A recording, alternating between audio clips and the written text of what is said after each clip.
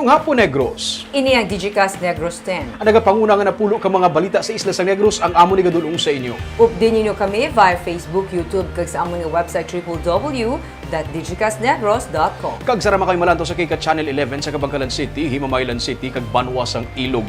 Kag yari na ang top 10 nga mga balita sa Negros subong adlaw. COMELEC voters registration gin-extend tubtob sa Oktubre. Mga eskwelahan niya gintalana para kuntani sa ginaduso nga pilot face-to-face classes sa Negros Occidental Division na disqualify.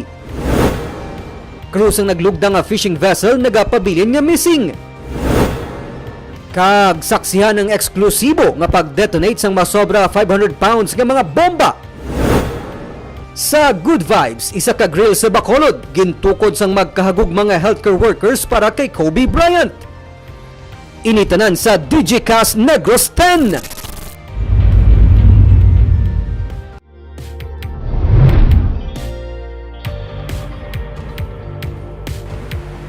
Sa number 10, pamuno sang 3rd Infantry Division sang Philippine Army ang nagapahanumdum sa mga kandidato kag mga opisyales nga magapapili liwat nga hindi maghatag sa extortion o kon pagpangilkil sang NPA.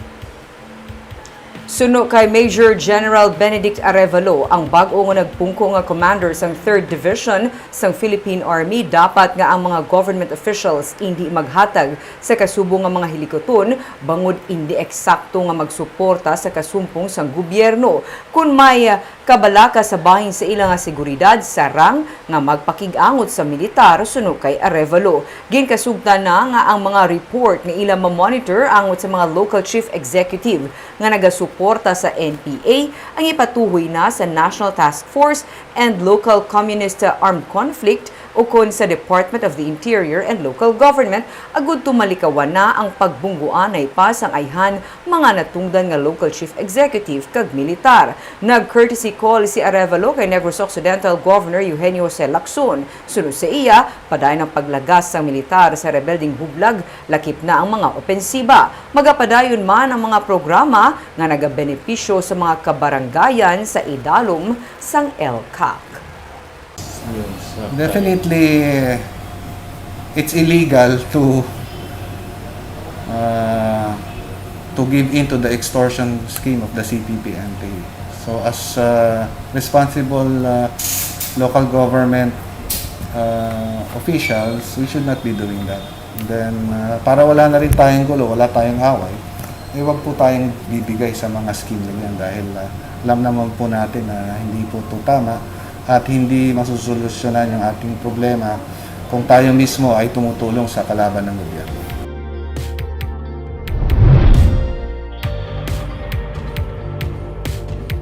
Sa number 9, voters registration ginpalawig sa Commission on Elections humalin Oktubre 11 tubtub 30. May report si Nico Delfin.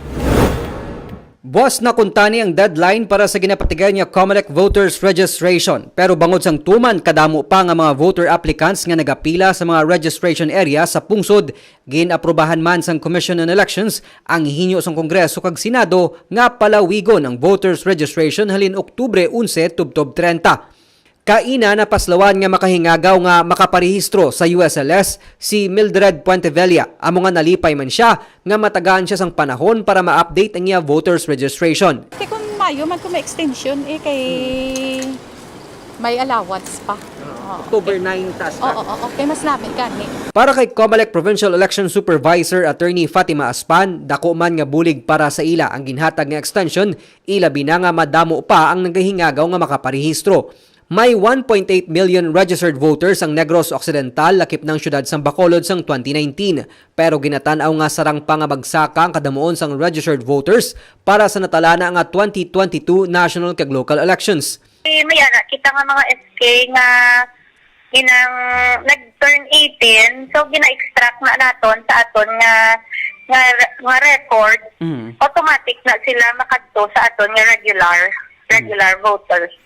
97% na ta versus the 2019 nga figure. So, dutay na lang aton, mga more or less 50,000. Ginalauman man sang COMELEC nga sa pagpalawig sang voters registration, mapaiway man ang pagginutok sa linya sang mga nagahingagaw parehistro sa gwa sa mga COMELEC registration sites. Nico Delfin para sa Digicast Negros.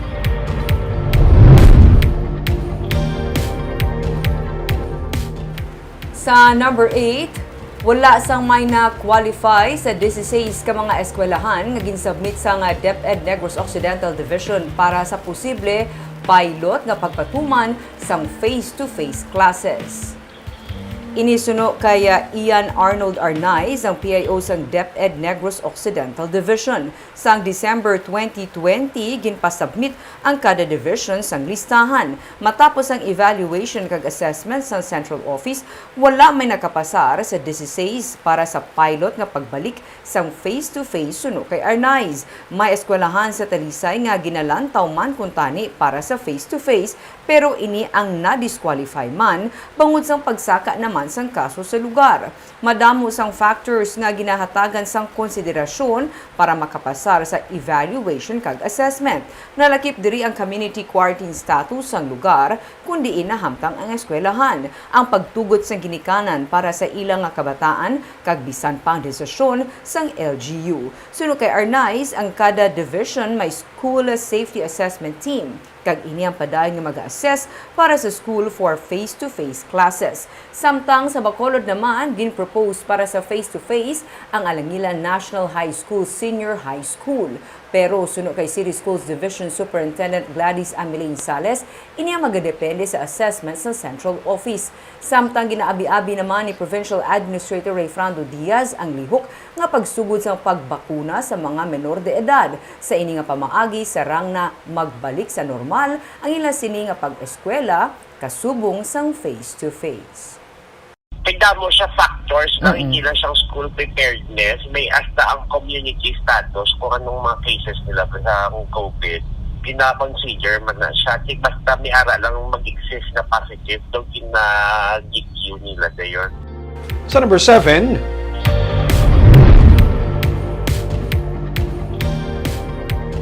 mga nabatay bangod sa COVID-19 sa Negros Oriental ang malapit na sa 50 sini lamang nga bulan sa Setyembre. Kasubong sang pagsaka sa COVID-19 cases sa Negros Oriental, nagdamo man ang COVID-19 deaths sa karon, humalin sa 234 recorded COVID-19 deaths sa September 2, nagsaka ini sa 283 sang kahapon. 49 tanan ka mga kaso ang nagdugang sa sulod lamang sang 27 dias. 427 naman ang dugang kahapon sa probinsya gikan sa mga ginswab o kung gikan sa mga swab test results sa Setyembre 25 tubtob 28. Yara na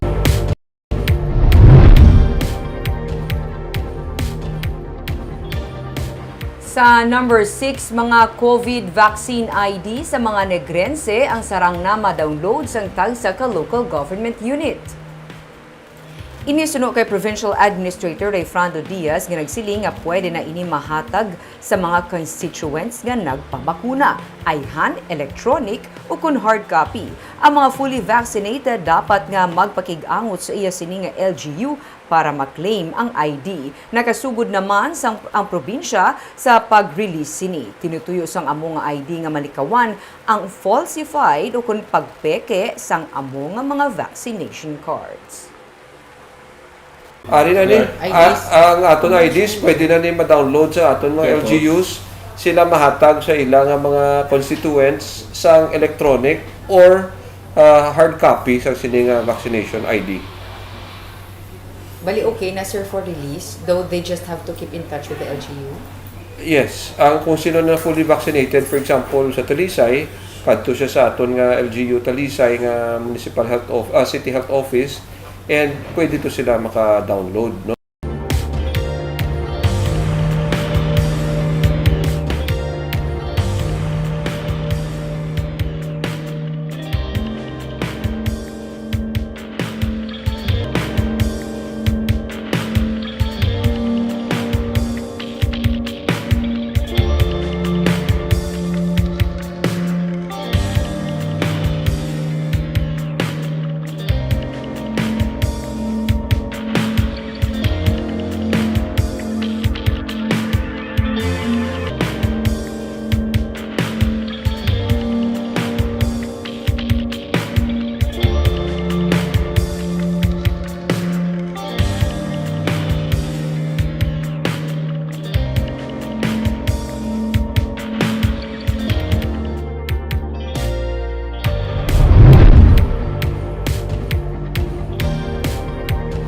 Sa number 5, 5 arestado sa isa ka buy-bust operation yung gipatigayon sa isa ka drug den sa Bacolod City.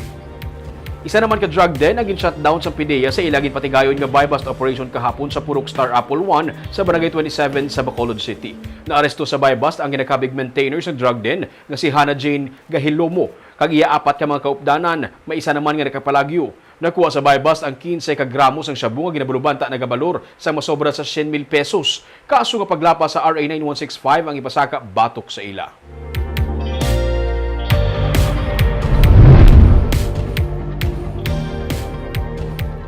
Sa number 4, isa sa duha ka nabilin nga missing sa naglugdang nga fishing vessel sa baybayon sa Carles sa Iloilo ang nakit-an na. Gintinguan kahapon sa mga divers ang pag-retrieve sa isa pa ka bangkay nga ilan nakita nga yara sa sulod sang compartment. Suno kaya Captain Johnson Benjamin, Operations Division Chief sang Philippine Coast Guard Western Visayas, dako nga posibilidad nga ang ilan nakita nga bangkay sa sulod sang compartment amo ang cook nga si Julian Dungog.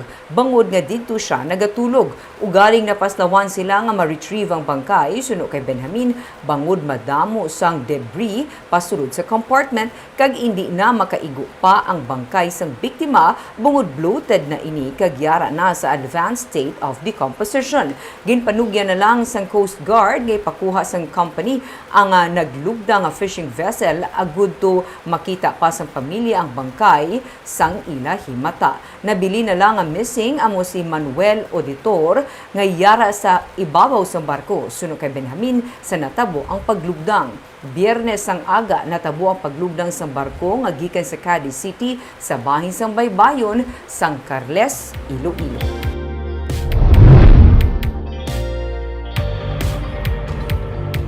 Sa number 3, Comelec nagapangabay sa mga kandidato nga mag-file sa ilang certificates of candidacy nga kung tani wala lang sang fanfare o kung gimmick kag wala man sang cheering squad.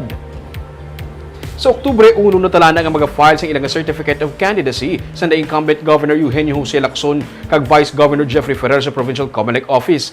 Ang social hall sa Provincial Capital ang mong gintalana sa Comelec para sa schedule ng filings ng COCs sa Oktubre 1 tubtub 9. Sunod kay Provincial Election Supervisor Attorney Fatima Aspan, may gintalana na nga mga schedule para sa filings ng COCs halin sa mga board members hasta sa magpapili bilang gobernador kag vice-gobernador sa probinsya. Ang pangabay lang ni Aspan sa mga kandidato nga karon nga may pandemic, ipaiway lang kung tani ang pagdala sa mga cheering squad o kung pagpatigayon sang fanfare o kung mga gimmick sa schedule sang filings ng COC. Limitahan man sang Comelec sa napuro ka mga persona ang pwede makasulod sa ilang opisina agud masiguro ang pagpatuman sang minimum health standard protocol. If per candidate, i-allow naton pulo katawo. So, including na ang kandidato sa pulo. Okay. Sige. Then we will accommodate the candidates on a first come first serve basis. Wala na isang cheering squad sa Grara. Wala na yung fanfare.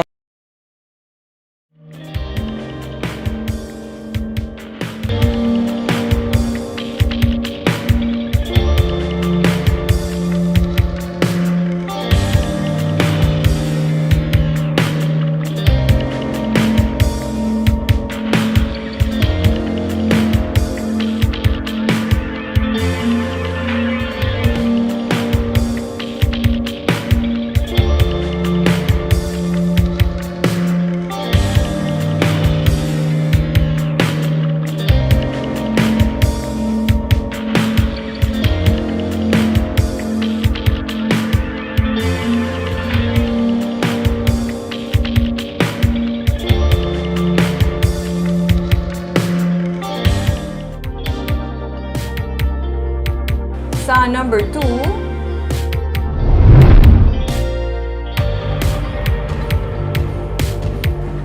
may 73 ka mga healthcare workers sa probinsya nagpositibo karon sa COVID-19. Sa impormasyon sa Provincial Administrator's Office, ang infection ang nagikan sa ila tagsa ka mga panimalay.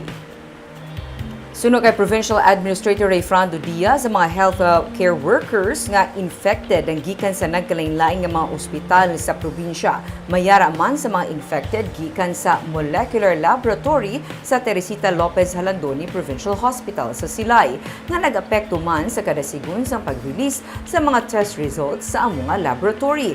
May pinakamadamo nga na-record nga infected healthcare workers yara sa District Hospital sa Isabela, suno kay Diaz. Pero suno sa Provincial Administrator, tayuyon ang serbisyo sa sining nga mga ospital. Samtang tuga sa pagtimbuok sa COVID-19 cases, puno ang mga healing facilities. 200 ang yara karon sa healing facilities sa Silay, 140 sa Cadiz, kag masobra sa 180 sa Ibi Magalona. Padayon ang hiring sa probinsya para mapunan kung mayara sang kakulang sang personnel suno kay Diaz. 95% naman karon ang occupancy rate sang COVID hospital sa Cadiz, 89% ang sa Valladolid kag 54% ang sa Himamaylan. It's really a infection that is coming from their homes, no? Ang aton nga workplace, I have requested for a study kung ang workplace ang naga-infect sa aton nga mga workers, sa aton healthcare workers. Hindi. Ang lain subong is we are getting infections from the home. Ang father, ang brother, o kung ang mga ilang upod sa balay nagmasakit. Kag sa numero 1 sa mga balita, subong nga adlaw.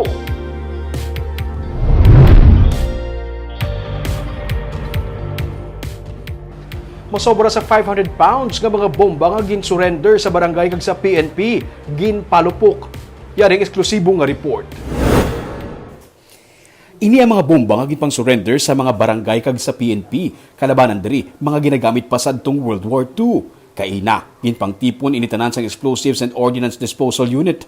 Kaupod ang mga taga-barangay, sila'y PNP, Regional Public Safety Battalion, Negros Occidental Mobile Force, ginsaka nilang sityo si Bato sa barangay Gimbalaon sa Silay City para malayo sa mataw nga mga lugar. Halos isa man ka oras ang laktanay para malabot ang area kung saan diin palukpon ang mga bomba. Okay. Ayos lang bong? Ayos lang. Bulos-bulos ang mga taga-EOD nga ginbuligan man sa mga sibilyan, bayanihan system para masiguro nga wala ini sa may mahalitan.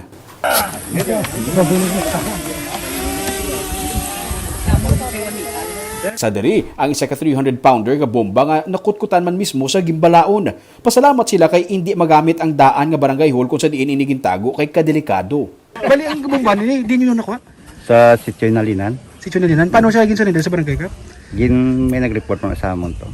Tapos, di niya nakita bali? Sa may sityo Nalinan River Gate. Sa suba? Oo. Pag-abot sa area, ginpang amat-amat na plastar ang mga bomba kag ginpang lubong. Ginpalibutan sa mga puwersa sa PNP ang lugar para wala may makapalapit. Antes tabunan, ginbriefing anay sang Regional Director sang EOD Region 6 nga si Major Gary Alan Resuma ang mga bomb experts. So, kuha na ito, observe ko na sa kataas dalon. Dua maduol mo na. Kaya karoon pag may dua. Ang hepe sang sila'y PNP nga si Lieutenant Colonel Robert Pitate ang nagpanawagan kung may sibilyan pa sa palibot nga magbiya na sa lugar bangod may palukpon nga bomba. Withdraw na ka ba? Withdraw!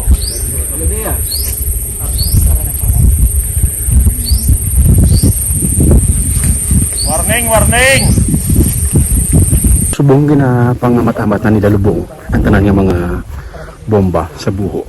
Gina-advise kita nga tanan nga mga civilian amat-amat na nga magpalayo sa area. Tagaan kita 30 minutes para pangita sa naton nga lugar nga mapwestuhan for our safety.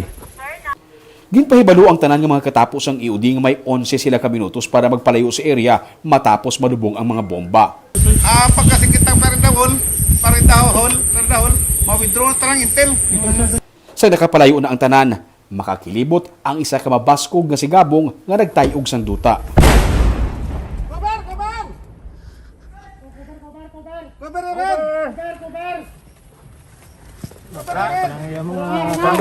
Take over.